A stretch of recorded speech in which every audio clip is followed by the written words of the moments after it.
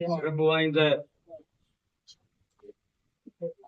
கோவை கவுண்டபாளையம் பகுதியினுடைய வெற்றி வேட்பாளர்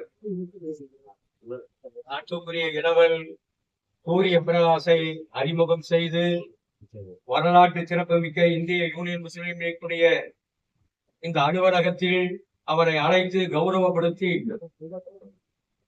உங்களுக்காக நாங்கள் உழைப்போம் என்று முன்னாள் மாவட்ட செயலாளர் இன்றைக்கு முதன்மை செயலாளராக இருக்கின்ற அன்பிற்கினிய பசீர் அவர்களும் மரியாதைக்குரிய மாவட்டத்துடைய முதன்மை துணைத் தலைவர் ஹாஜி சிபிலி அவர்களும் ஆரம்பமாக உரையாற்றி அமர்ந்திருக்கின்ற வடக்கு மாவட்டத்துடைய செயலாளர் மரியாதைக்குரிய ஹாஜா அமானுல்லா அவர்களும் இளைஞர்களுடைய அன்பு தம்பி அக்பர் அவர்களும் வாக்குறுதியை தந்திருக்கிறார்கள்.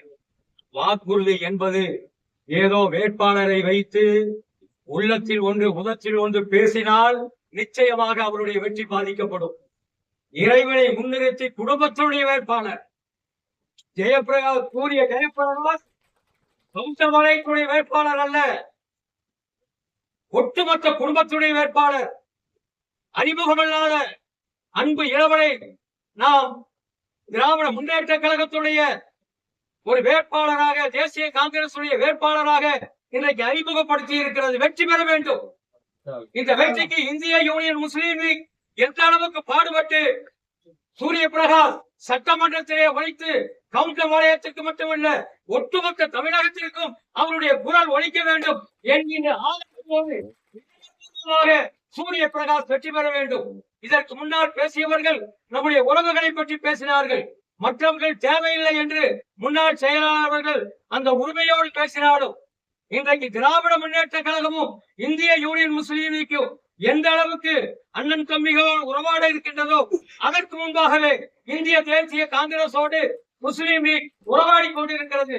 உளப்பூர்வமாக இறைவனிடத்தில் பிரார்த்தனை செய் நம்முடைய வேட்பாளர் அதிகமான வாக்குகள் வித்தியாசத்தில் 10 தொகுதிகளில் சூரியன் வெற்றி பெற்றார் என்ற செய்தியை மே 4ஆம் தேதி என்ன ஓட்டுகளை என்ன கவுண்டபாளையத்துடைய தொகுதி சூரிய பிரகாஷ் அதிகமான வாக்குகள் வித்தியாசத்தில் வெற்றி பெற்றார் என்ற செய்தியினை நாம் வாங்கித்தர வேண்டும்.